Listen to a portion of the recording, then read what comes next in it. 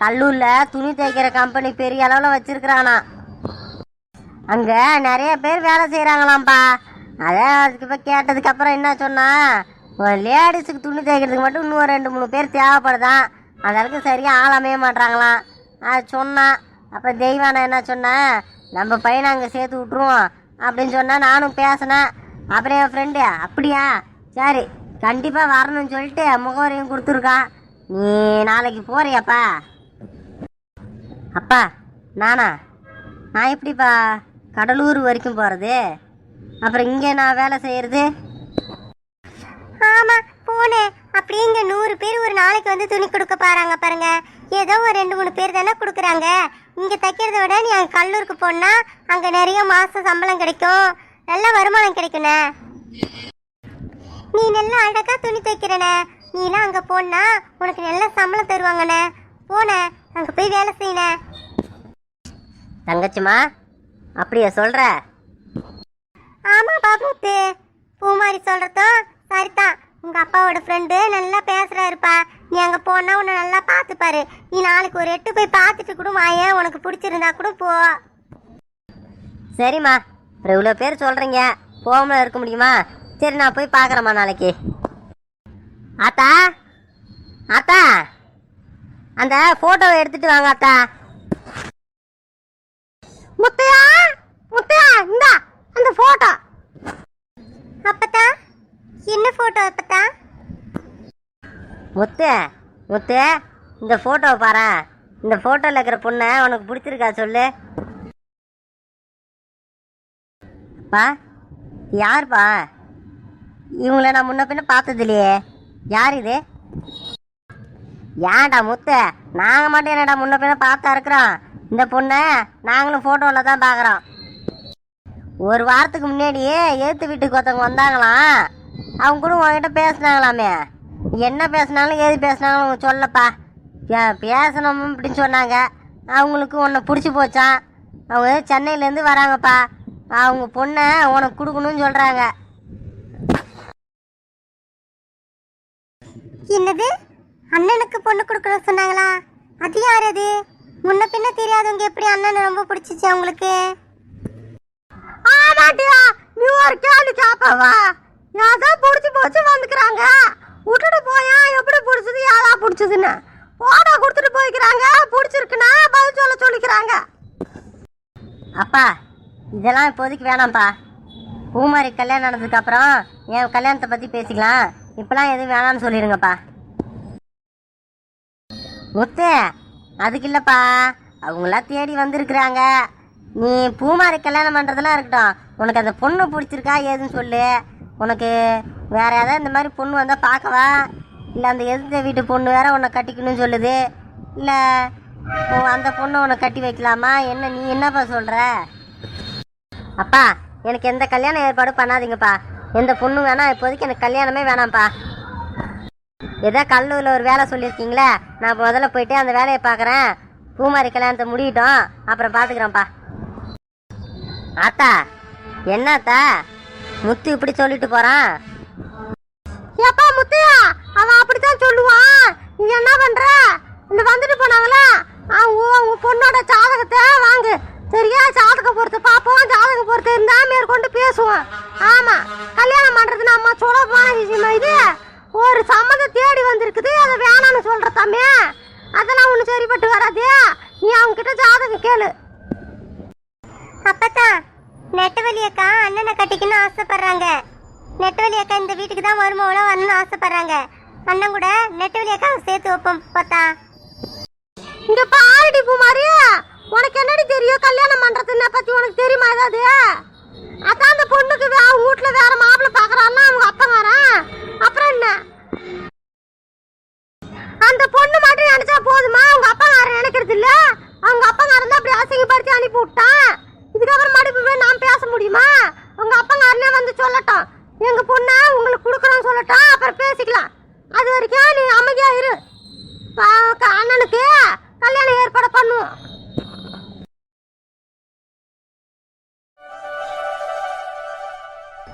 ஏமா கௌசல்யா? அத்தை சொல்லுங்க அத்தை, ஏதாவது வேணுமா? இருக்கட்டும். எங்க கிளம்பிட்ட நீ கூடைய தூக்கிக்கிட்டு? அத்தை, அவருக்கு சாப்பாடு எடுத்துட்டு போறேன் அத்தை. கடைக்கு போறேன். கடைக்கு போறதெல்லாம் தெரியுது, ஒரு வார்த்தை என்கிட்ட சொல்லிட்டு போனா என்ன? இங்க குத்துக்கல் மாதிரி உட்காந்துக்கிட்டு இருக்கிறேன்ல அத்தை. அத்தை டா கடை வரைக்கும் போறேன் அவருக்கு சாப்பாடு கொடுக்கறதுக்குன்னு சொல்லிட்டு போனா என்ன? நீ மான்னு எங்கே கிளம்புற கூடைய தூக்கிக்கிட்டு? அத்தை அப்படி இல்லை அத்தை, வேற எங்கனாவது போனா நான் சொல்லிட்டு இருப்பேன். கடைக்கு தானே போறேன்ட்டு அப்படியே கிளம்பிட்டேன் அத்தை. நல்லா பதில் சொல்ல மட்டும் கத்துருக்குற. அது சரி, உங்க வீட்ல இருந்து எத்தனை பவுன் நீ போட்டு வந்த? அத்தை அதான் 12 பவுன் அத்தை. 12 பவுன் தான் போறோன்னு சொல்லியிருந்தோமே, அந்த மாதிரி தான் 12 பவுன் தான் போட்டிருக்காங்க. என்னது 12 பவுன் போட்டிருக்கிறாங்களா? நான் உனக்கு 15 பவுன் போடணும் சொல்லியிருந்தேனே, என்ன இது 15 பவுன் தான் போட்டிருக்காங்க. நானும் அமைதியா இருந்தேன், எதுவும் கேட்காம. இப்ப என்னன்னா 12 பவுன் சொல்ற? அத்தை நீங்க தானே சொல்லியிருந்தீங்க நிச்சயதார்த்தப்ப 15 பவுன் போகணும், இல்லை குறைந்தபட்சமாவது 12 பவுன் போகணுன்ட்டு.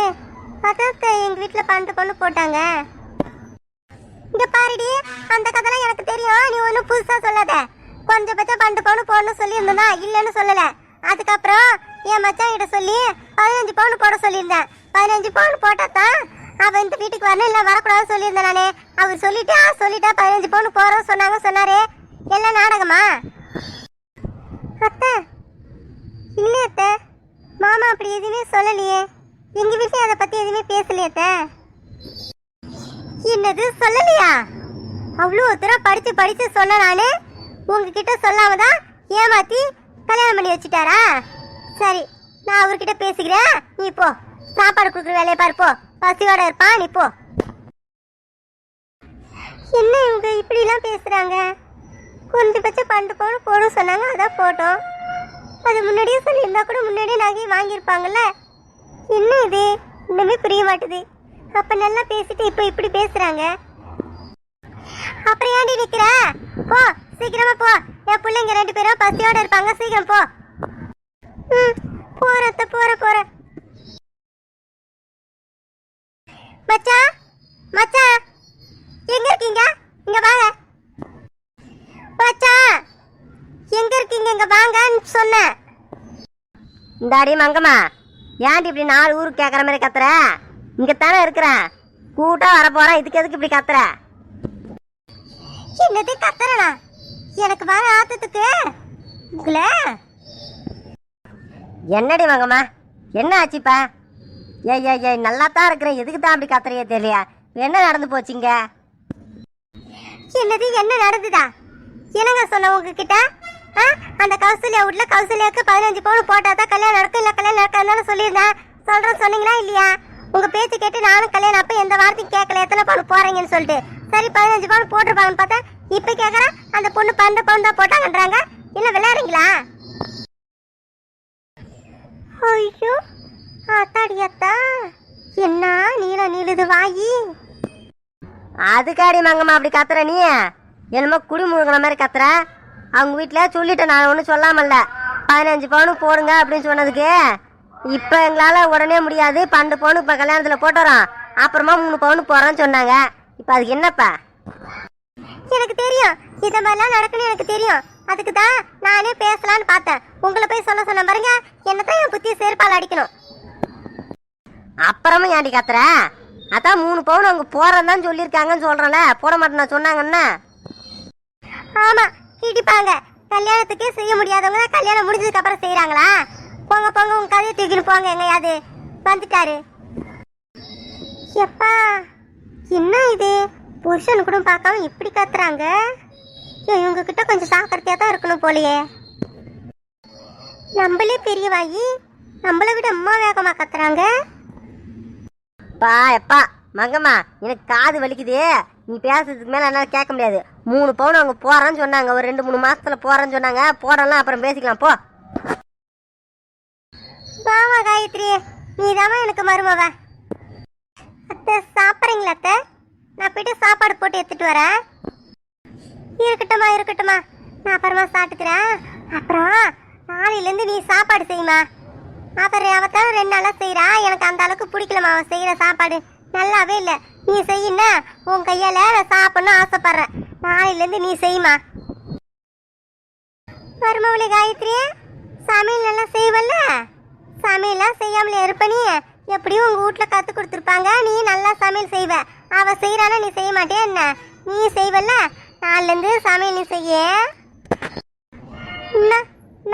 அத்தை சரிங்க அத்தை, செய்கிறேன். ஐயோ, இன்னைக்கு என்ன போய் சாப்பாடு செய்ய சொல்லிட்டாங்க, என்ன பண்ணுறது நான்?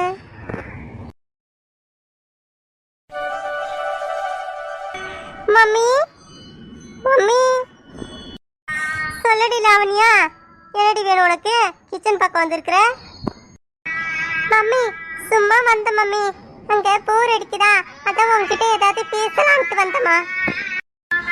சின்னாடி இது என்னைக்கு இல்லாம என்கிட்ட பேச போறேன்ற? எப்ப பார்த்தாலும் டிவி பார்ப்ப, இல்லாத செல்லுலயே உட்காந்து இருப்ப. நான் ஒரு வார்த்தை பேச வந்தா கூட பேச மாட்டேன். இன்னைக்கு என்ன அதிசயமா பேச போறேன்ற? மம்மி சும்மாதான் மம்மி, ஏன் பேசக்கூடாதா உன்கிட்ட? இல்லடி பேசு, நான் சாமா வரைக்கினே இருக்கிறேன், நீ அப்படியே பேசு. மம்மி லவ் பண்றது சரியா தப்பாமா? லவ் பண்றது தப்புன்னு சொல்ல முடியாது, சரின்னு சொல்ல முடியாது. சரியான விதத்துல இருந்தா சரி, தப்பான விதத்துல இருந்தா தப்பு. இப்படி சொன்னா எப்படி மம்மி? தெளிவா சொல்லு. சரியான விதனா எப்படி, தப்பான விதனா எப்படி? உனக்கு தெளிவா சொல்ல மாடி. சரி சொல்றேன்டி. அதாவது பையனா இருந்தாலும் சரி, பொண்ணா இருந்தாலும் சரி, 2 பேரும் ஒருத்தவங்களுக்கு மனசார பிடிச்சிருக்கணும். சும்மா பொழுதுபோக்குக்கு, நேரம் போகிறதுக்கு, இந்த வயசு காரணமா இந்த மாதிரிலாம் லவ் பண்ணக்கூடாது. உண்மையாலுமே அவங்கவுங்க 2 பேரையும் பிடிச்சிருக்கணும். அவனோட குணங்கள் எல்லாத்தையுமே தெரிஞ்சு, அவனை குடும்ப பற்றி, அவனை பற்றி எல்லாமே தெரிஞ்சுக்கிட்டு லவ் பண்ணணும். இப்போ ஒரு சில இடத்துல பையன் வசதியாக இருக்கலாம், ஒரு சில இடத்துல பொண்ணு வசதியாக இருக்கலாம். இப்போ இந்த வசதியை பார்த்தும் காதலிக்கக்கூடாது. இவ்வளோ சொத்து இருக்குது, அப்போ சொத்து கிடைக்கும் அப்படின்னு காதலிக்கக்கூடாது. பையன் அந்த பொண்ணுக்கு உண்மையாக இருக்கணும், எந்த சூழ்நிலை வந்தாலும் கைவிடக்கூடாது. அதே மாதிரி தான் அந்த பொண்ணும் அந்த பையனுக்கு உண்மையாக இருக்கணும். மம்மி இப்படி இருந்தா சரியான காதலாது, அதுக்கு அப்பா அம்மா ஒத்துக்கணுமா?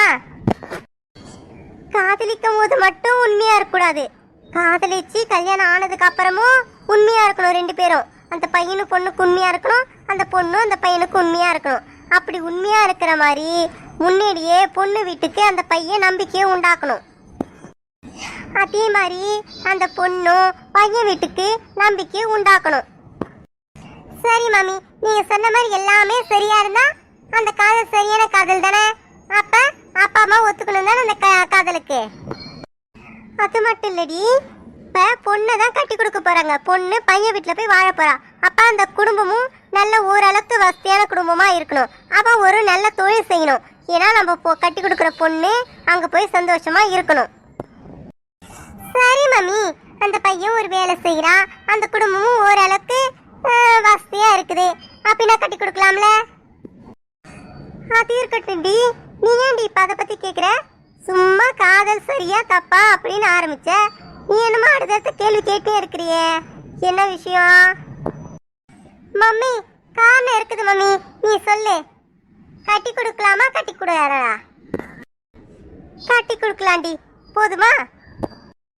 சரி மம்மி, நீ ஏன் சொல்லிட்ட, இதுக்கப்புறம் உண்மையை சொல்றதுக்கு என்ன இருக்கு? சரிடி, சரி சொல்லு. மம்மி நான் ஒரு பையனை லவ் பண்றேன் மம்மி.